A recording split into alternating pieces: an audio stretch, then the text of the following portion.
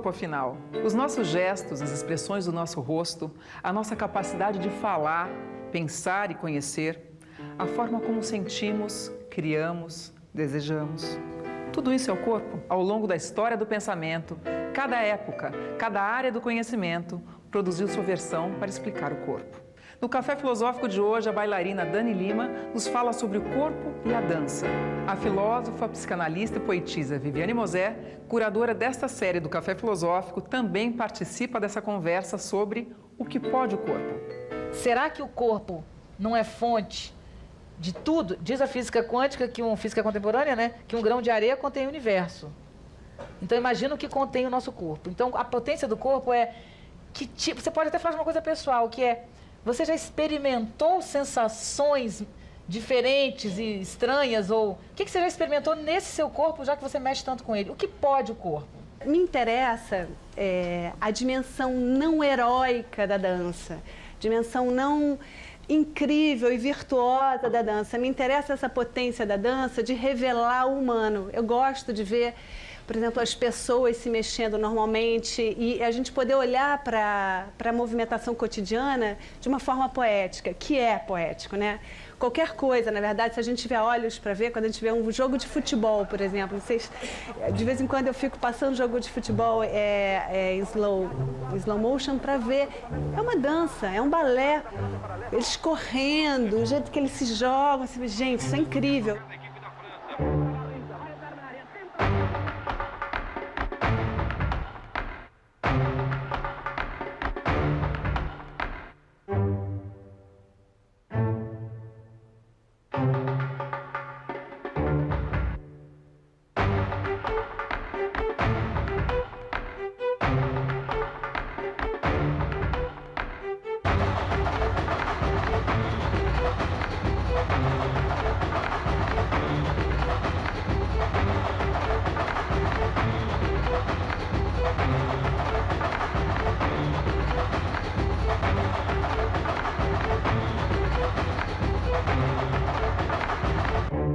E pequenas coisas na rua, andar dos passantes na rua, parar para esperar o sinal e aumentar a velocidade, reduzir a velocidade. Tem toda uma maestria do tempo e do espaço que é a dança.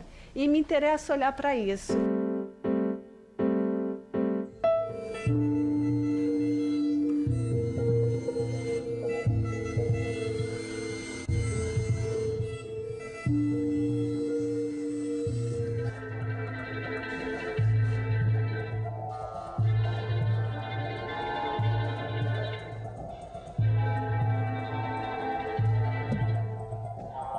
Para Nietzsche, dançar é se superar. Por isso está ligada à produção do homem, do super-homem, né? Que é um homem que se supera eternamente. Como a dança nos leva à superação?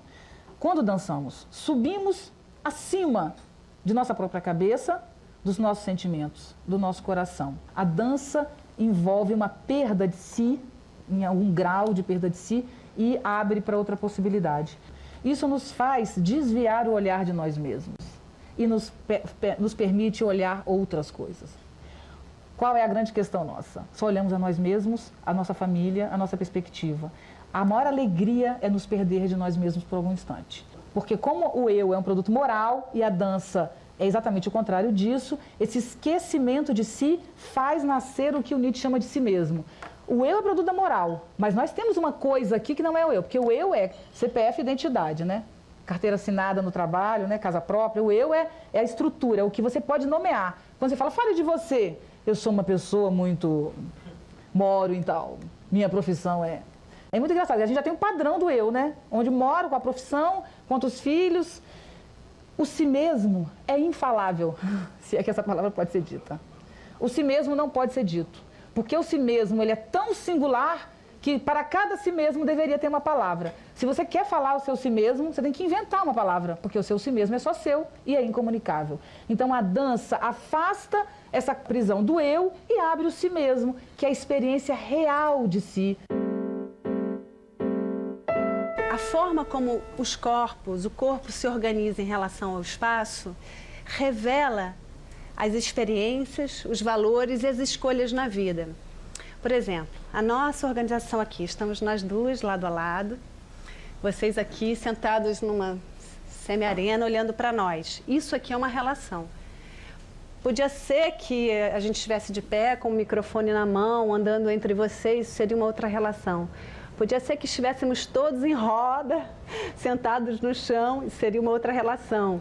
Se fôssemos altos executivos numa reunião, a relação possivelmente seria muito diferente. Estaríamos numa mesa, vocês todos sentados enfileirados em cadeiras. Enfim, as relações, como a gente se organiza espacialmente, fala sobre as escolhas que a gente faz na vida. A forma como o corpo percebe o mundo, ela se materializa na forma como a gente organiza o espaço em torno de nós. Então, isso também rapidamente se cristaliza. Se você deseja mudar alguma coisa, uma forma interessante para chacoalhar nossa percepção das coisas e ajudar a mudar o ponto de vista é mudar justamente a ordem como as coisas estão, porque aí você sente a sua percepção alterada e é obrigado a, novamente, criar novas formas de lidar com ela. Isso é uma transformação. Se você quer mudar alguma coisa na sua vida, começa mudando a ordem dos móveis na sua casa. O que o Nietzsche coloca como elemento fundamental para a transvaloração dos valores? A dança. Eu só acreditaria num Deus que soubesse dançar. Apenas na dança eu sei como contar a parábola das coisas mais elevadas. Aqueles que eram vistos dançando eram tidos como insanos por aqueles que não conseguiam ouvir a música. Dou como desperdiçado todo dia em que não se dançou. Dançar em todas as suas formas não pode ser excluído do currículo da educação nobre. Dançar com os pés, com ideias, com palavras. E preciso acrescentar que também se deve dançar com a caneta.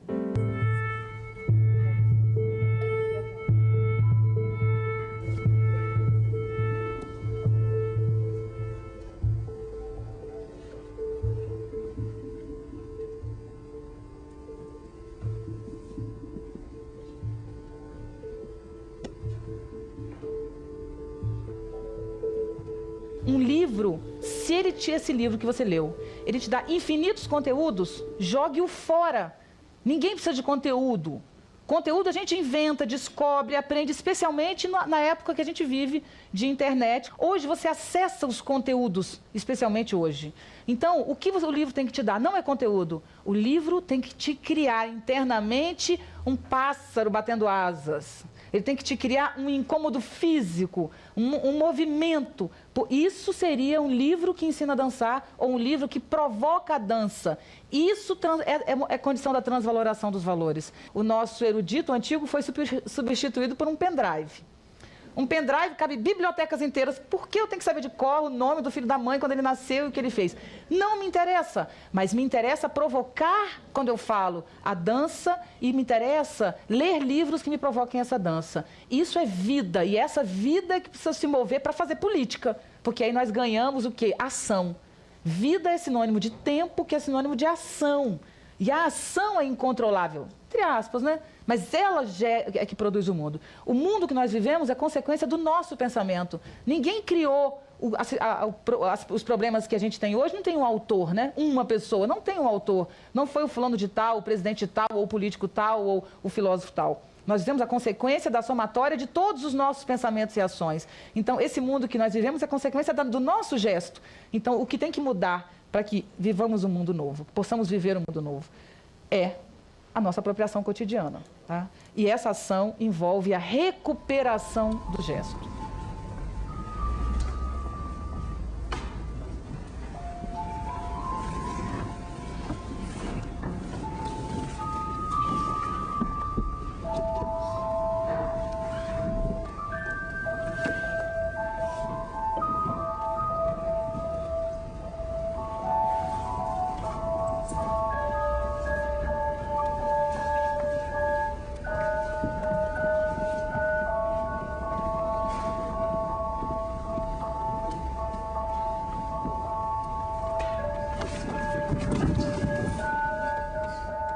Hoje em dia o poder é muito valorizado, até nas propagandas. Você tem carro grande, você tem carro caro, você vai te fazer uma pessoa mais feliz, etc. E eu queria saber como que você consegue passar essa simplicidade da dança para as pessoas. Eu diria que é importante que as pessoas possam ver a dança como experiência. Porque nem toda dança pode ser uma experiência no sentido do que a gente está falando aqui, de te afetar, né? Você ser afetado e se deixar afetar e afetar também o que você vê. Muitas vezes você vai ver danças em que elas acontecem lá, as coisas são lindas, são incríveis, a pessoa é quase sobre-humana de coisas tão incríveis que faz, mas aquilo ali não te chega. Eu acho que tem que transformar a dança em realmente alguma coisa que te mova. Não pode ser mais uma idealização. Você não tem que querer dançar para ficar linda, com um corpo incrível e para fazer 5 piruetas e cair em quinta, mas dançar porque aquilo ali te provoca uma experiência de prazer, de perceber coisas sobre você, sobre o seu corpo, sobre o mundo, sobre a sua relação com as pessoas.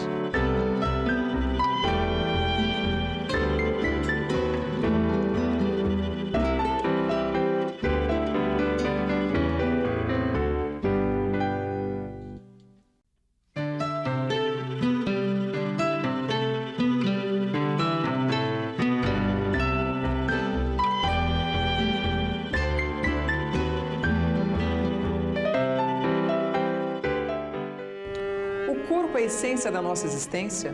Ou o corpo é somente um suporte para aquilo que verdadeiramente somos?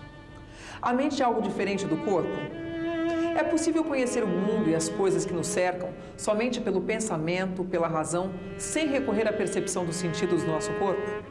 Ou o conhecimento depende da nossa experimentação do mundo? O problema mente e corpo, tão presente na filosofia, é discutido agora no Café Filosófico. É comum a gente dizer que nós vivemos um culto ao corpo, não é isso? Mas isso é completamente irreal. Nós não só não vivemos um culto ao corpo, como nós desvalorizamos o corpo. O que é isso que a gente valoriza tanto que a gente chama de corpo e que eu estou dizendo que não é corpo? Nós valorizamos a imagem do corpo. Nós valorizamos o Photoshop, especialmente, porque aquela imagem de corpo que aparece para a gente não é o corpo que foi fotografado.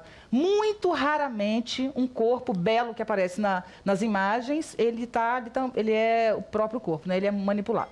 Mesmo quando ele não é manipulado, tem todo um processo para que aquela moça apareça naquela foto. Então ela passa uma semana, ela não vai fazer uma foto, por exemplo, no período pré-menstrual, ela está inchada. Ela vai fazer depois.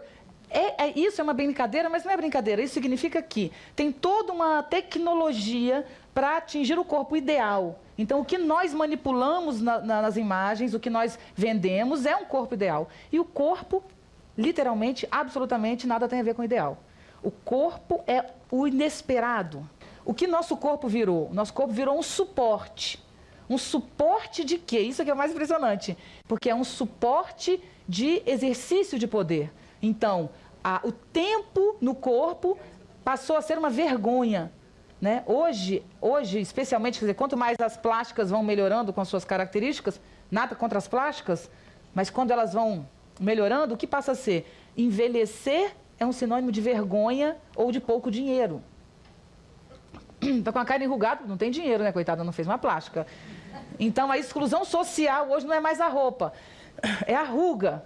Né? Então, você tem pena, coitada menina, encontrei uma amiga minha, como está envelhecida. Às vezes, ainda bem, né? Porque o contrário disso seria ela estar morta. A gente prefere que ela esteja morta, porque pelo menos ela não está mostrando as rugas. Né? Antigamente, quando as plásticas não eram comuns, as pessoas se escondiam em casa com vergonha quando o tempo começava a chegar. Né?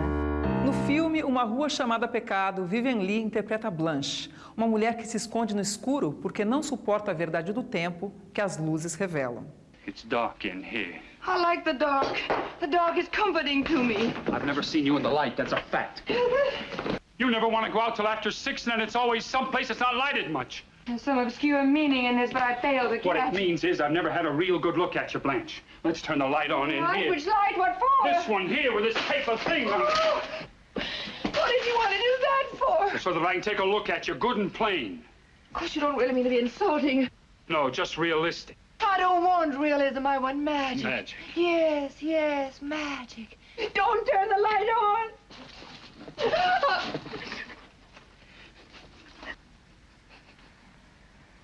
Oh, I don't mind you being older than what I thought.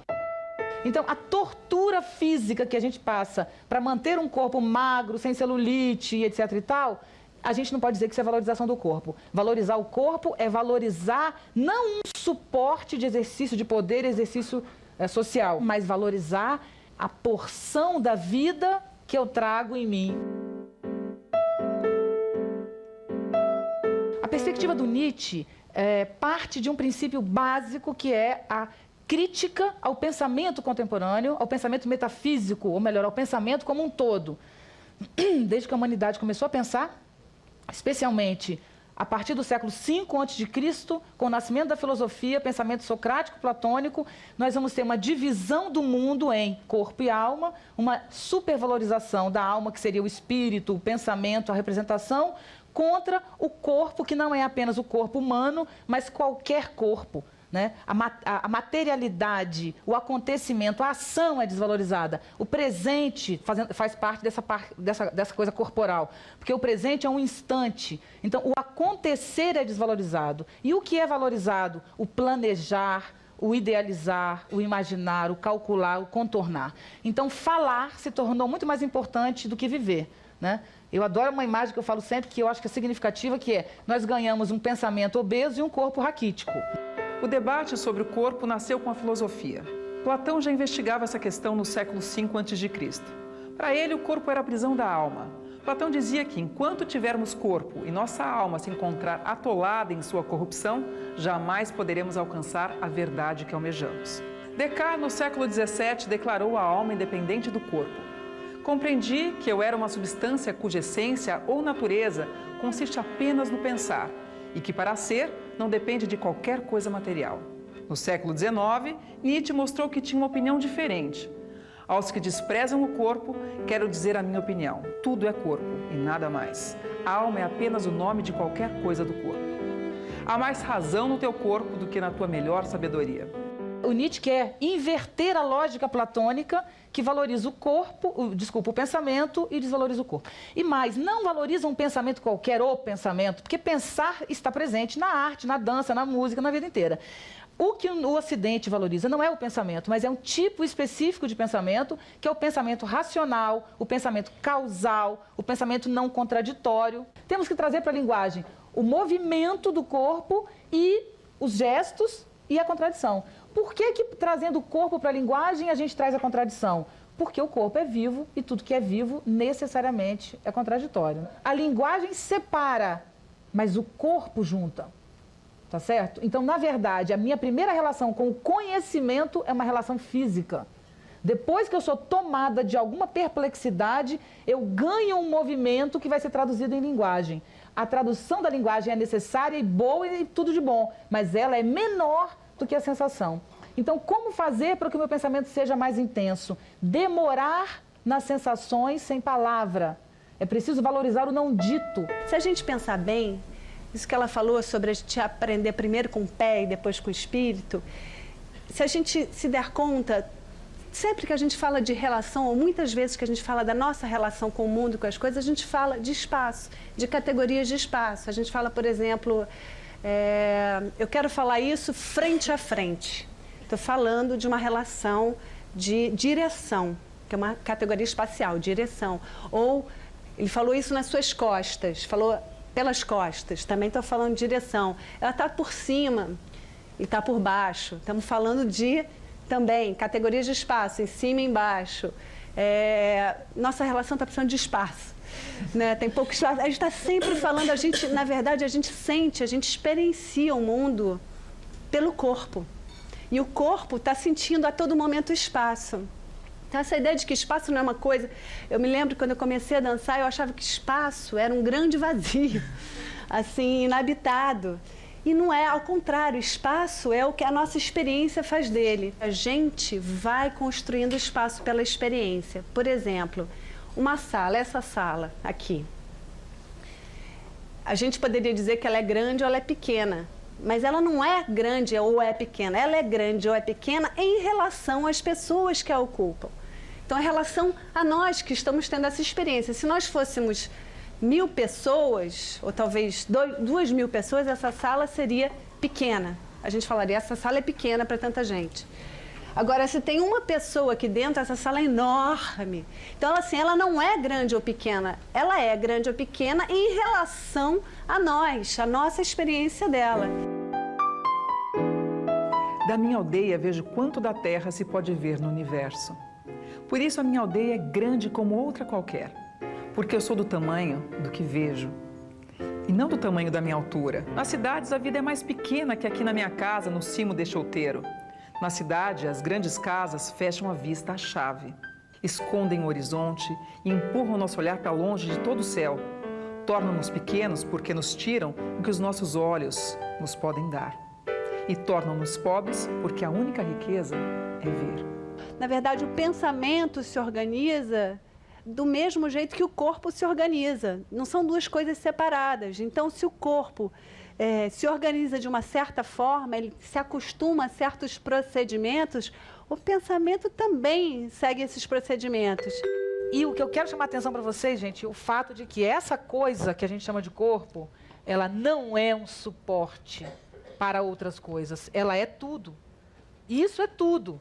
Então, se abrir espaço na sua casa, para sua filha, para o seu filho, vai determinar como esse cidadão vai se sentir no mundo, ao mesmo tempo que o que você come vai determinar a sua sensação em relação ao mundo, o que você cheira, o que você vê. A cor da sua parede determina a sua vida, assim como se tem ou não parede determina, assim como o cheiro da sua casa, assim como a roupa que você veste, a comida que você come. Essa coisa que a gente chama corpo, que está ligado a tudo, está respondendo a tudo. Tem uma coisa nossa que é o cérebro, que é um processador, como o Pentium. Ele vai apenas pegar as infinitas informações que seu corpo recebe, processa e encaminha. O cérebro não origina absolutamente nada. Então, se isso é assim, tudo que o seu corpo capta pelos 5 sentidos, eles vão fazer uma alquimia em você que vai determinar o seu estado de espírito. A família pôs uma arrumação de móveis, soma de linhas, volumes, superfícies. E são portas, chaves, pratos, camas, embrulhos esquecidos, também um corredor. E o espaço entre o armário e a parede, onde se deposita certa porção de silêncio, traças e poeira, que de longe em longe se remove e insiste. Eu me lembro também de muito tempo da minha vida eu acreditar, eu pensar, eu não me dava conta disso. Depois é que eu fui me dar conta de que a gente era uma espécie de homúnculo, um homenzinho pequenininho que habitava um suporte, o corpo como se fosse instrumento de alguma coisa, que seria o espírito, ou a alma, ou a minha essência, que essa sim seria eu. Mas aos poucos eu fui me dando conta que não, eu sou tudo. Esse eu nariz, sou essa boca, esse cabelo, ela é. A quantidade de abraços que eu recebi dos meus irmãos ou não recebi, a quantidade de tombos que eu tive quando era criança, se eu nadei ou não nadei, se eu briguei ou não briguei, enfim, todas as experiências que eu tive. Se você engordar 20 quilos, a questão de engordar 20 quilos para ela não é se ela vai ser bonita ou feia para os amigos ou... Não. Agora, ela é outra pessoa com 20 quilos. Isso é importante, entendeu? Se você engorda ou emagrece, isso realmente é muito importante. Só que a gente não vê nessa perspectiva de que ela vai sentir o mundo com outro contorno. Agora, a gente vê na outra perspectiva, ou seja, você tem que emagrecer para ocupar um determinado espaço. Não, mas que influencia, sem dúvida, influencia.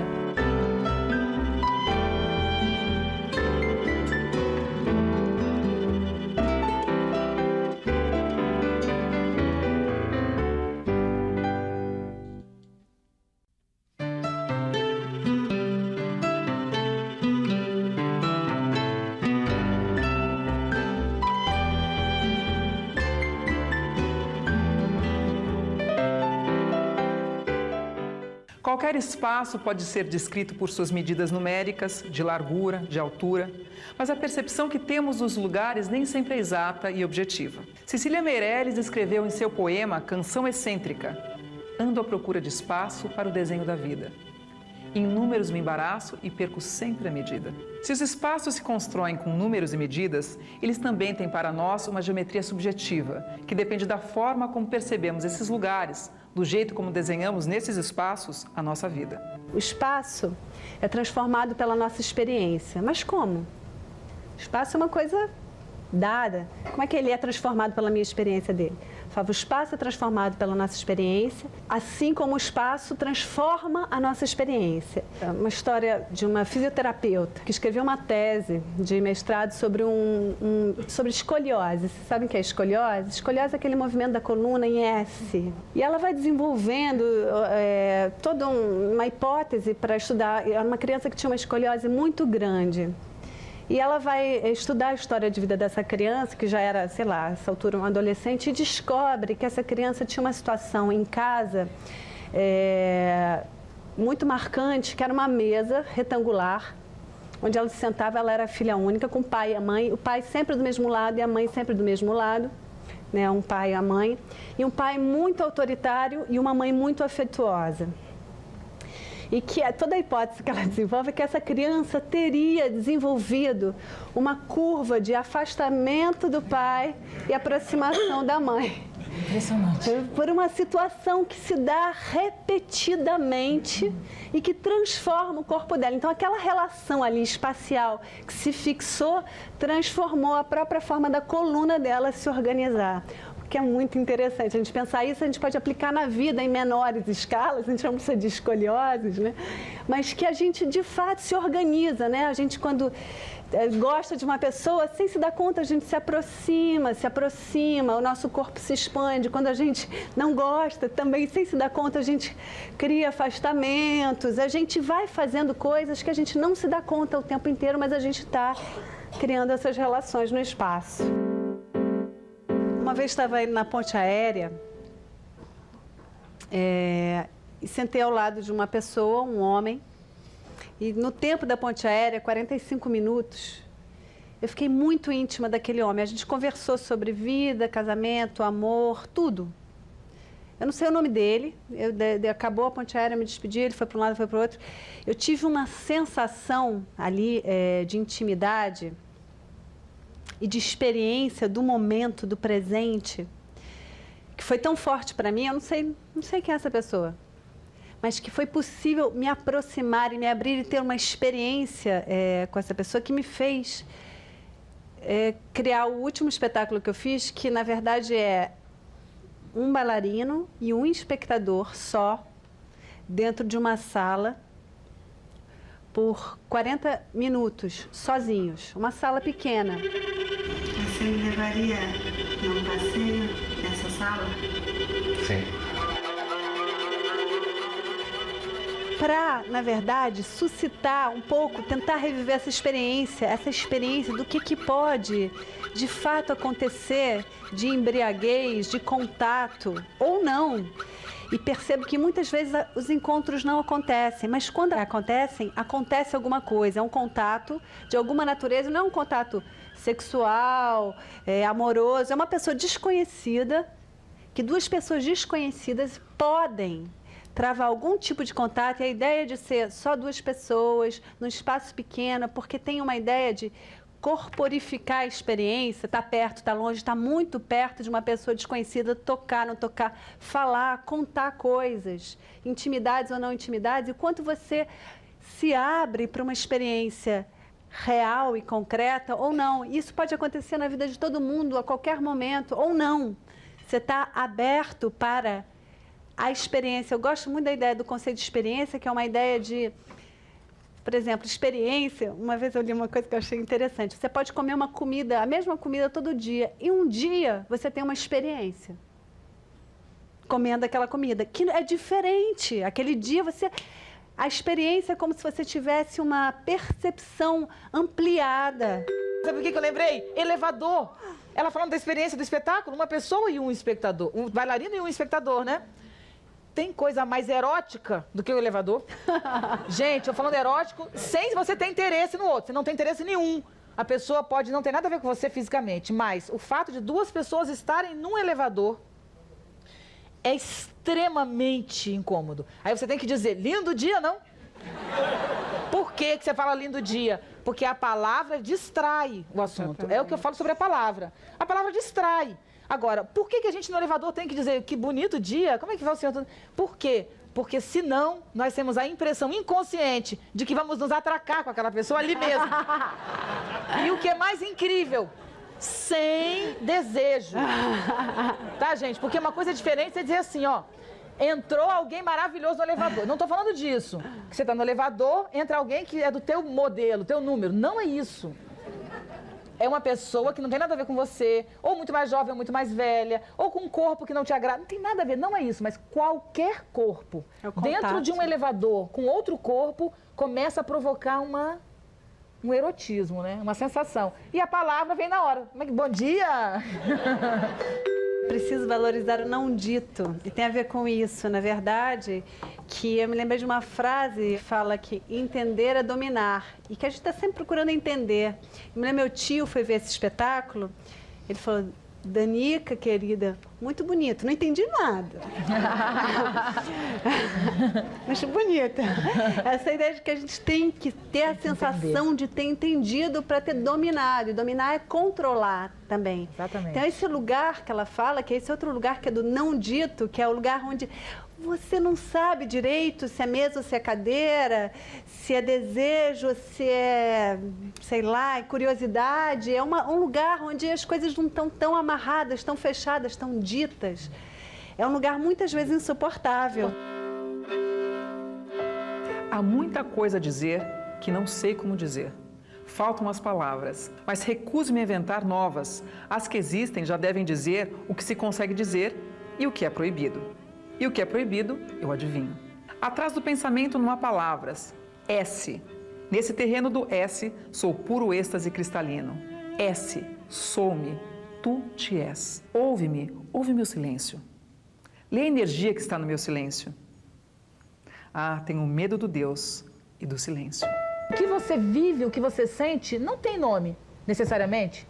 Por exemplo, a gente diz querendo, assim, né? Você tem que dominar. Então, por exemplo, você tem um amigo que você sente por ele um desejo estranho. Quer dizer, uma coisa. Não vou nem falar desejo, porque eu quero falar do não dito. Então, eu tenho uma amizade que eu não... É amizade, eu não quero literalmente sexo com essa pessoa, mas eu sinto um tipo de coisa... Aí o que você faz? Você vai ou eliminar esse relacionamento, porque você vai dizer é estranho e vai acabar dando problema, ou você vai nomear a sensação de desejo ou de incômodo, quando, na verdade, você pode estar sentindo uma coisa que está entre um afeto e outro. Existe um sentimento que está entre o amor e a amizade. E não é necessariamente nenhum nem outro. Pensar é um gesto que nasce do corpo, não nasce da cabeça. Quando o pensamento nasce do próprio pensamento, ele é produto da racionalidade, que é exatamente o que a gente está tentando desconstruir aqui. Pensar o limite dessa racionalidade, que é apenas uma negociação. Eu te dou um código, você me dá outro? O que isso quer dizer? Troca de códigos, troca de figurinhas e a vida vai embora, né? Outra coisa é entender, como ela está mostrando, que qualquer gesto com desdobramento, com consciência, com experiência, ele abre outras perspectivas, né? O limite, ele é necessário. Ele é necessário para ser quebrado e para ser necessário de novo, para ser quebrado e para ser necessário, e assim vai. Porque também não pode achar que tudo é relacional só, porque senão tudo é relativo no mundo, aí tudo é relativo, aí nada, né? Nada, exatamente. Aí a gente não entra no nada. Isso é uma cadeira? Depende. Né? Aí tudo fica confuso, você não pode se comunicar. Então, em algum momento você tem que dizer, isso é uma cadeira. Esse espaço estava cheio, ou esse espaço estava vazio. Até para você poder criar esse outro lugar.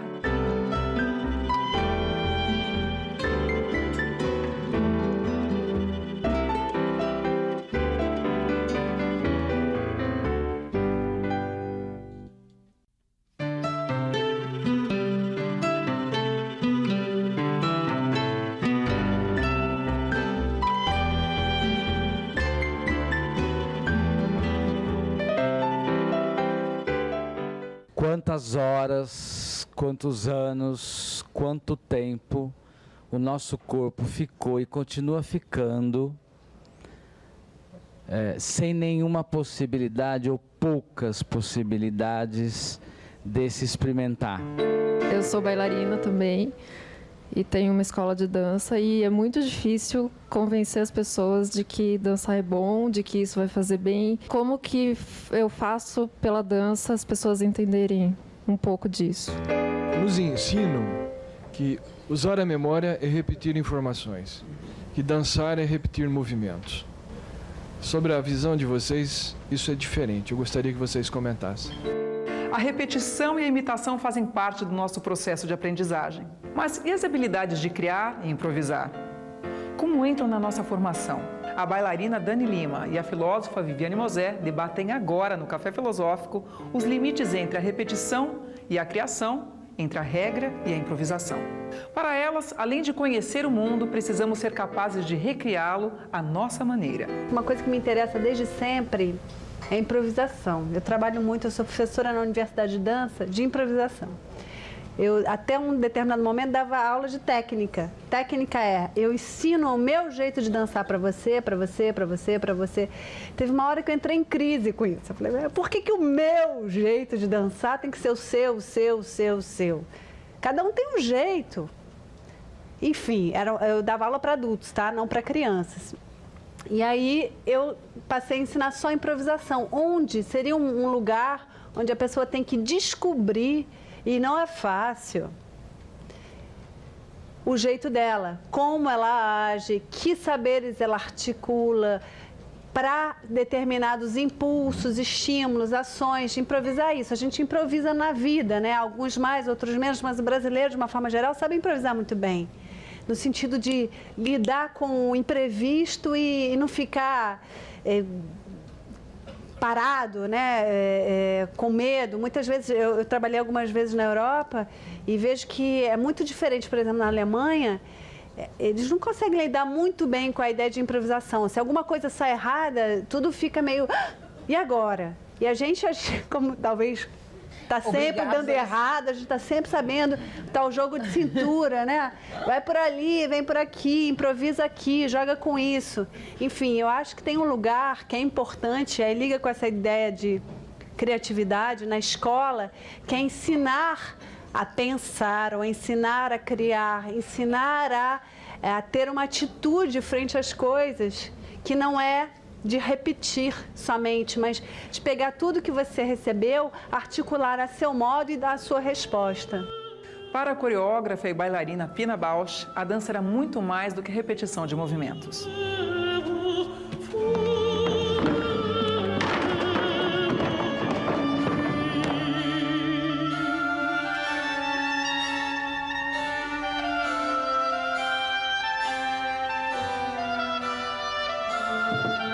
O que me interessa não é como as pessoas se movem, mas sim o que as move.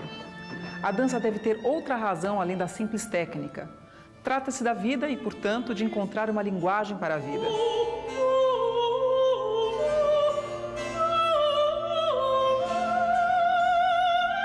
O cineasta Fellini se encantou com a simplicidade e a dramaticidade dos gestos cotidianos coreografados no balé de Pina Bausch, que ele descreveu assim: o que ela nos conta é uma festa, um jogo, um sonho, uma memória, uma visão, um ritual. E o que a gente quer é que toda essa harmonia, toda essa leveza, todo esse encantamento não acabem jamais e que a vida seja assim.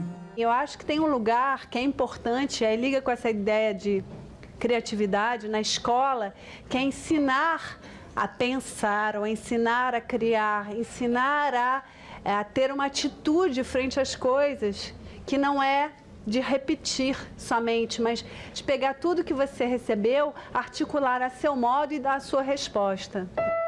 Para atuar no mundo com originalidade, você tem que aprender a conviver com a frustração.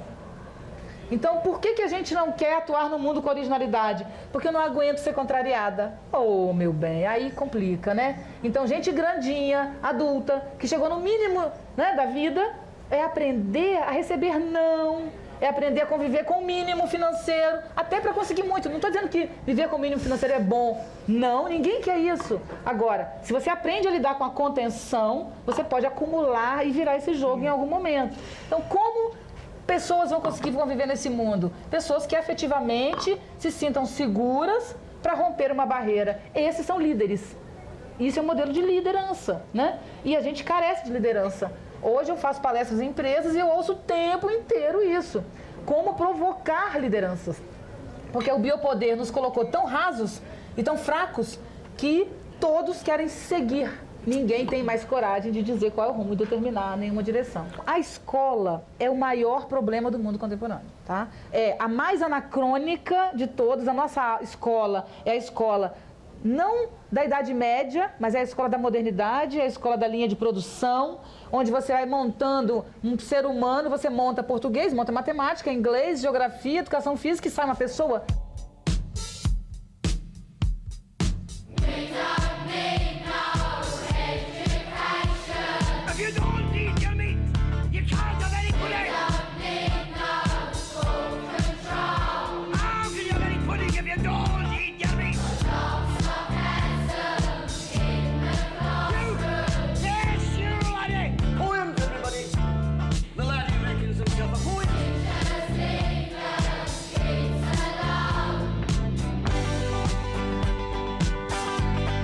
Não sai uma pessoa da escola, o que sai da escola são restos, pedaços colados, que não formam um corpo, e aí a gente fala de ética. Ética é atitude, atitude exige corpo, né? Exige relação com o mundo, como eu estava falando. Como é que você vai ser ético se seu corpo é dividido em vários pedaços? Um é do neurologista, outro é do cardiologista, outro é do, sei lá do quê, do psiquiatra, né? Eu só quero dizer para vocês uma coisa, o nosso currículo escolar se chama grade.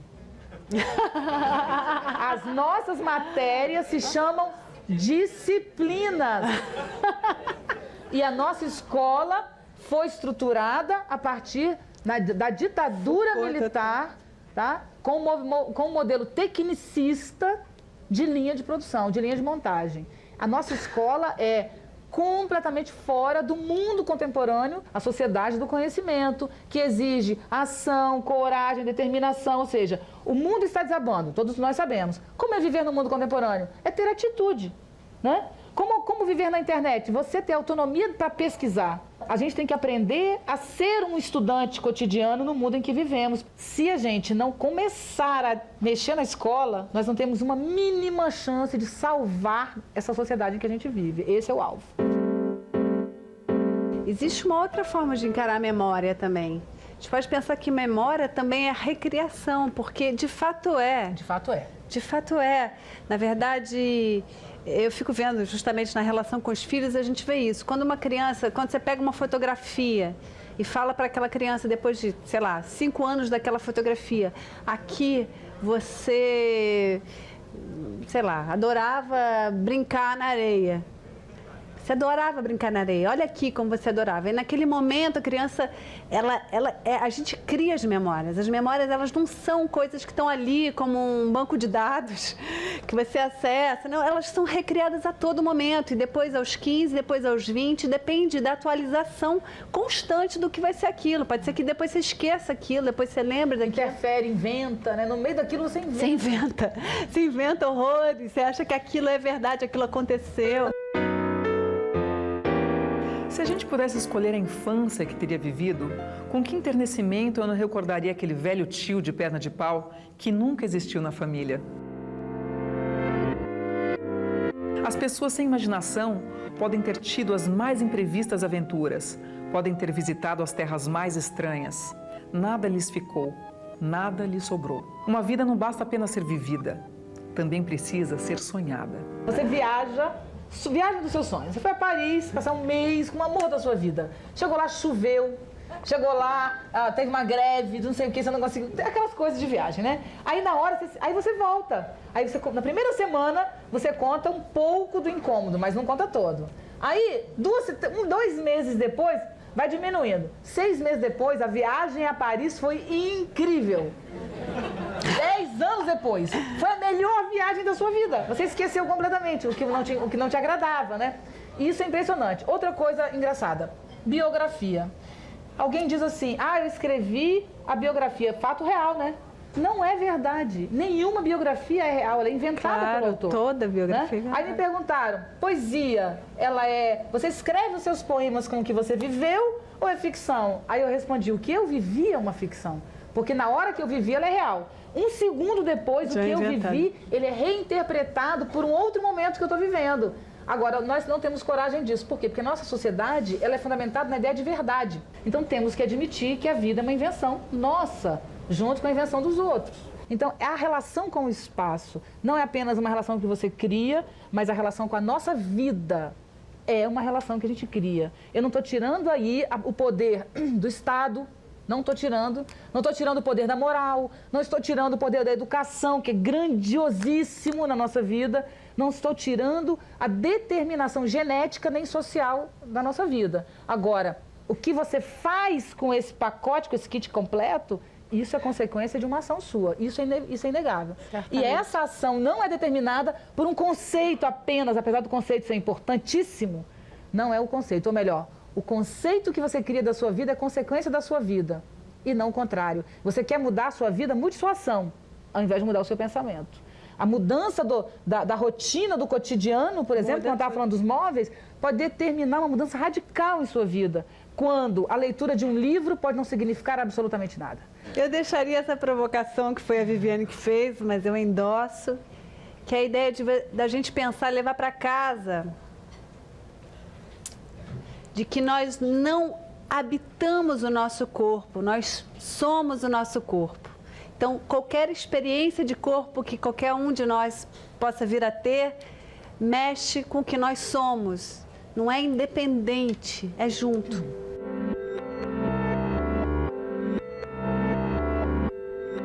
O Café Filosófico de hoje termina por aqui. Para assistir às palestras na íntegra e participar das transmissões ao vivo, acesse o site da CPFL Cultura. Acompanhe também a nossa programação através do twitter.com/CPFL Cultura. Até o próximo Café Filosófico.